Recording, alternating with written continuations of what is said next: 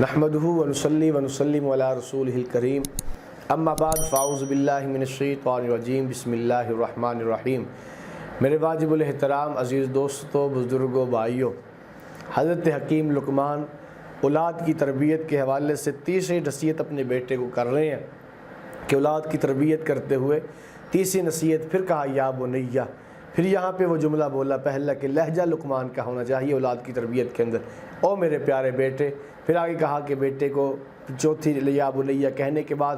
چوتھی نصیحت اپنے بیٹے کو کہہ رہے ہیں کہ بیٹا نماز کبھی نہ چھوڑنا، نماز کو قائم کرنا، نماز کو قائم کرنا کی چوتھی نصیحت کی جا رہی ہے کہ بیٹا نماز نہ چھوڑنا۔ نماز ہر شریعت کے اندر جو ہے وہ رہی ہے، ہر نبی کو اللہ کی ذات نے نماز دی ہے، ہر نبی کے حصے کے اندر نماز کسی کے حصے میں کتنی رکھتے آئیں، کسی کے حصے میں کتنی رکھتے آئیں۔ ہمارے حصے کے اندر یہ 5 وقت کی نماز اللہ کی ذات نے خوبصورت کر کے بنائی ہے، اور یہ نماز ایک ایسی عبادت اللہ کی ذات نے ہمیں دی ہے، ایسی جو ہے اس کی فرضیت کی، اس کی اہمیت کا اندازہ آپ یہاں سے لگا سکتے ہیں کہ اللہ کی ذات نے روزے کا حکم دیا ہے تو آسمانوں سے جبریل بھیج دیا کہ جاؤ میرے محبوب کو اتنے روزے تمہاری امت پہ فرض کر دیے گئے۔ حج کا حکم آیا، میرے نبی کو جا کے کہہ دو حج تمہارے اوپر فرض کر دیا گیا۔ زکوٰۃ کا حکم آیا، جبریل کو بھیج دیا۔ یعنی جو بھی عبادت ہے، ہر عبادت کو اللہ کی ذات نے آسمانوں سے فرشتے کو بھیجا اور کہا کہ جاؤ میرے نبی کو کہہ دو یہ عبادت جو ہے تمہارے اوپر جو ہے فرض کر دی گئی ہے، ضروری کر دی گئی ہے۔ لیکن جب باری نماز کی آئی تو نماز اللہ کے ہاں کتنی اہمیت کی حامل ہے، اللہ کے ہاں کتنی پسندیدہ عبادت ہے کہ اللہ کی ذات جب نماز کا باری آئی ہے تو اللہ کی ذات نے پھر خود بلایا آسمانوں پہ، آسمانوں سے جنت سے سواری بھیجی، پھر 7 فرشتے کو بھیجا، یوں پروٹوکول انتظام سجایا، مسجد جو ہے اقصیٰ کے اندر جو ہے سارے کے سارے نبیوں کو جمع کیا، یہ سارا پروٹوکول سارا انتظام کیا۔ یعنی جب خاص کام ہوتا ہے آدمی خود جاتا ہے یا اسے پاس بلا کے کہتا ہے یہ کام تم نے کروانا۔ اگر کام اتنا کوئی خاص نہ ہو، اہمیت کا حامل ہو، لیکن اتنی اہمیت کا حامل نہ ہو تو پھر اسے فون پہ کہہ دی جاتا ہے، یا کسی بچے کو بھیجے اس کو یہ کام کر لو۔ لیکن جب کوئی کام خاص ہوتا ہے تو پھر اسے پاس بلایا جاتا ہے، ادھر آؤ میرے پاس آؤ، تمہیں یہ کام بتانے لگا ہوں، فون پہ یہ بات نہیں ہو سکتی، کسی کے ذریعے یہ بات نہیں ہو سکتی، تم میرے پاس چل کے آؤ، میں تمہیں سمجھانا چاہتا ہوں، یہ کام بتانا چاہتا ہوں، اس کام کی اہمیت سکھانا چاہتا ہوں۔ تو اللہ کے نبی صلی اللہ علیہ وسلم کو آسمانوں پہ اللہ کی ذات نے بلایا، بلانے کے بعد وہاں پر جو ہے پھر 5 نمازوں کا تحفہ دیا۔ 5 نمازیں اللہ کے نبی صلی اللہ علیہ وسلم کے دی 50 تھیں، پھر یہ کم ہوتی 9 چکر اللہ کے نبی صلی اللہ علیہ وسلم نے لگائے۔ موسیٰ علیہ السلام نے کہا آپ کی امت 50 نمازیں کہاں پڑھ سکتی ہے، میں وقت گزار کے آیا ہوں، میری امت نہیں پڑھتی تھی تو 50 نمازیں آپ کی امت کیسے پڑھ سکتی، کم کروا لیجئے۔ یہ پھر کم ہوئی، ہر چکر کے اوپر 5 نمازیں کم ہوتی رہی۔ تو اللہ کے نبی صلی اللہ علیہ وسلم کے یہ چکر لگے، 5 کم ہوتی پھر چند نماز جو ہے 5 نمازیں باقی رہ گئی۔ اللہ کے موسیٰ علیہ السلام نے کہا یہ 5 بھی آپ کی امت نہیں پڑھے گی۔ حضرت علیہ السلام فرمایا اب مجھے واپس جاتے ہوئے اللہ سے شرم آتی ہے، حیا آتی ہے، میری امت 5 تو پڑھ ہی لے گی۔ یہ 5 نمازیں لے کر کے آئے، پھر لے کر خدا کے کرم کو دیکھیے، اللہ کی ذات نے کہا محبوب تیری امت پڑھے گی 5، لیکن میں ان کو ثواب 50 کا عطا کروں گا، اس لیے کہ میں نے حکم 50 کا دیا تھا، میں اپنا حکم تبدیل نہیں کرتا، لیکن آپ کی امت پڑھے گی 5، میں ثواب 50 کا عطا کروں گا۔ تو کہا بیٹا نماز نہ چھوڑنا،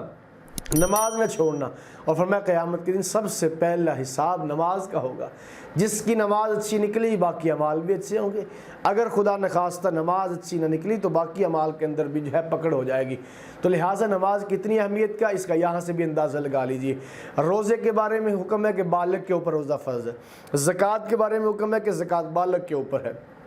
حج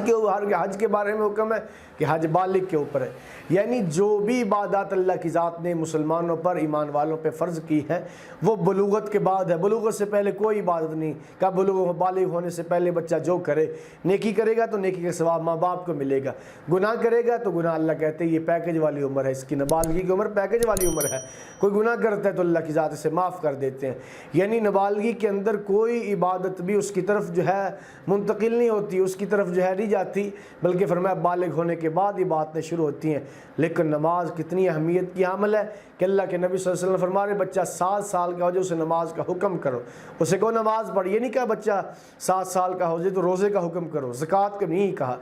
حج کا حکم کرو نہیں کہا، بلکہ کہا جب بچہ 7 سال کا ہو جائے اسے حکم دو کہ وہ نماز پڑھے، اور 10 سال کا ہو کے نماز نہ پڑھے تو اسے مار کر کے نماز پڑھاؤ، یعنی بھی بالغ نہیں ہوا بچہ پھر بھی نماز نہیں پڑھتا تو شریعت کا اللہ کے نبی کہہ رہے ہیں کہ اسے مار کر کے نماز پڑھاؤ، اس لیے کہ نماز کے بغیر چھٹکارا نہیں ہے، نماز لازمی پڑھنی چاہیے۔ اتنی میرے نبی نے محنت کی نماز پر، اتنی محنت کی کہ اللہ کے نبی صلی اللہ علیہ وسلم کے دور کے اندر حضرات صحابہ اکرام کے رضوان اللہ علیہم اجمعین کے دور کے اندر منافق آدمی بھی نماز نہیں چھوڑا کرتے تھے، اس لیے انہیں پتہ تھا کہ جو نماز نہیں پڑھے گا، اس وقت تصور بھی نہیں کیا جا سکتا تھا کہ مسلمان ہو اور نماز چھوڑ دے، اس کا تصور ہی نہیں ہوا کرتا تھا۔ اگر کوئی آدمی مسجد میں نماز پڑھنے کے لیے نہیں آتا تھا تو چند باتیں اس کے بارے میں ہوتی تھی، یا تو وہ آدمی مدینہ کے اندر نہیں ہے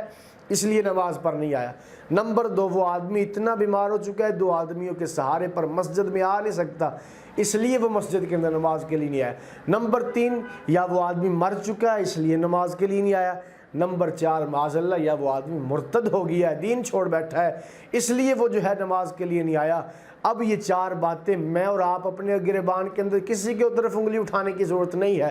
میں اور آپ اپنے گریبان کے اندر جھانکیے اور اپنے گریبان کے اندر جا کر اپنے آپ پر خود فیصلہ کیجئے، کیا میں اپنے شہر کے اندر نہیں ہوں؟ نمبر 2 کیا میں اتنا بیمار ہوں کہ 2 آدمیوں کے سارے مسجد نہیں جا سکتا؟ کیا میں مر چکا ہوں؟ نمبر 4 معاذ اللہ کہیں ایمان تو نہیں نکل چکا میں مسجد کے لیے جا رہا؟ یعنی نماز کی میرے نبی نے اتنی محنت کی، نماز کو اتنا بولا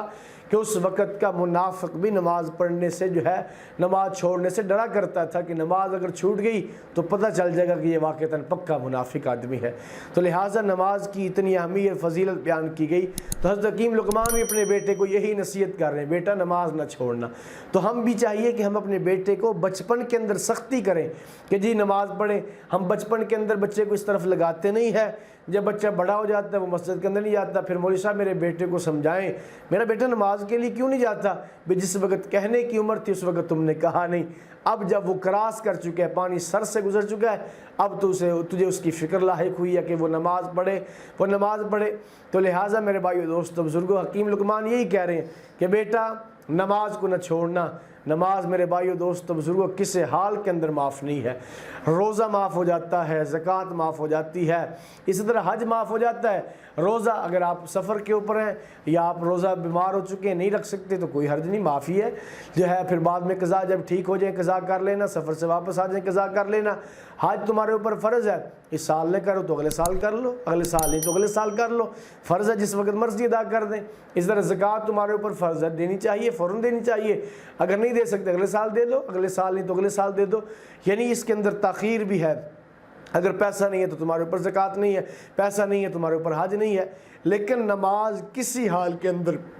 کسی صورت کے اندر بھی معاف نہیں ہے، ہر حال کے اندر۔ اگر سفر کے اندر ہے تو نماز تب بھی پڑھنی ہے، مقیم ہے تو نماز تب بھی پڑھنی ہے، بیمار ہے تو تب بھی پڑھنی ہے۔ اگر بیٹھ کے کھڑے ہو کے نہیں پڑھ سکتے تو بیٹھ کے پڑھو، بیٹھ کے نہیں پڑھ سکتے تو لیٹ کے پڑھو، لیٹ کر بھی پڑھنے سے اوپر جو ہے اشارے کے اوپر قاعدہ نہیں تو آنکھوں کے اشاروں سے پڑھو۔ ہر حال کے اندر نماز تب بھی تمہارے پڑھنی پڑے گی، نماز کے بغیر۔ حتیٰ کہ فقہا نے یہاں پہ ایک بڑا عجیب مسئلہ لکھا ہے، ایک آدمی دریا کے کنارے گیا اور اس نے کہا کہ دریا میں کراس کر لوں گا، عصر کی نماز کا وقت شروع ہو گیا، اس نے کہا میں اگلے کنارے پہ جا کے عصر کی نماز پڑھ لوں گا، وقت میرے پاس باقی ہوگا عصر کا، وہاں پڑھ لوں گا۔ لیکن جب درمیان میں گیا تو درمیان میں جا کے جو ہے وہ غوطے خانہ اس کی جو ہے وہ تیرنا اس سے بند ہو گیا۔ جب وہ کشتی کے اندر تھا تو کشتی ڈولنے لگی، کشتی آگے نہ چل سکی، طوفان آ گیا، اب وہ درمیان کے اندر پھنس چکا ہے، نہ آگے جا سکتا ہے نہ پیچھے جا سکتا ہے، اور جو ہے درمیان کے اندر وہ تیرنا چاہتا ہے لیکن تیرا بھی اس سے نہیں جاتا، ڈوب رہا ہے، غوطے کھا رہا ہے۔ اب جو ہے نماز کے بارے میں شیخ فقہا کہتے ہیں کیا کرنا چاہیے؟ نماز معاف ہو جائے گی سال کے اندر، حالانکہ وہ پاؤں مار رہا ہے، جو ہے اپنے ہاتھ مار رہا ہے، کوئی چیز اس کی جو ہے وہ خالی نہیں ہے، پانی کے اندر بدن ڈوبا ہوا ہے، تو نماز کیا اس کے اوپر معاف ہو جائے گی؟ علماء فقہا کہتے ہیں نہیں، معاف نہیں ہوگی۔ اس صورت کے اندر بھی ڈوبتے ہوئے، ہاتھ پاؤں مارتے ہوئے بھی، ہاتھ نہیں باندھ سکتا، پاؤں نہیں مار، اس لیے کہ پانی کے اندر ڈوبا ہوا ہے، ہاتھ پاؤں مارتا رہے، نماز کی نیت کر کے قبلے کی طرف منہ نہیں کر سکتا تو کوئی حرج نہیں، ہاتھ نہیں باندھ سکتا کوئی حرج نہیں، پاؤں جو ہے نہیں کھڑا نہیں ہو سکتا تو کوئی حرج نہیں۔ اس صورت کے اندر بھی جو ہے آنکھوں کے اشاروں سے نماز پڑھے، یا جس طرح بھی آسانی سے نماز پڑھ سکتا ہے اس حالت کے اندر بھی نماز پڑھنی پڑے گی، نماز کے بغیر چھٹکارا نہیں ہے۔ اگر دنیا کے اندر نماز کے بغیر چھٹکارا ہوتا، نماز معاف ہوتی کسی صورت میں، تو وہ کربلا کی سرزمین تھی کہ وہاں معاف ہو جاتی۔ کتنے لاشیں تڑپ رہے تھے، سامنے دشمن تیر چلوا رہے تھے، لیکن امام حسین رضی اللہ تعالیٰ نے وہاں بھی نماز ادا کر کے بتا دیا کہ نماز کے بغیر چھٹکارا نہیں ہے۔ تو حکیم لقمان اپنے بیٹے کو چوتھی نصیحت کر رہے ہیں کہ بیٹا نماز کبھی نہ چھوڑنا۔ تو میرے بھائیو دوستو، یہ بڑی پیاری نصیحتیں ہیں، یہ نصیحتیں لے لیجئے اور اپنی اولاد کی تربیت یوں کر لیجئے۔ اللہ مجھے آپ کو عمل کی توفیق عطا فرمائے۔ وما علینا الا البلاغ المبین۔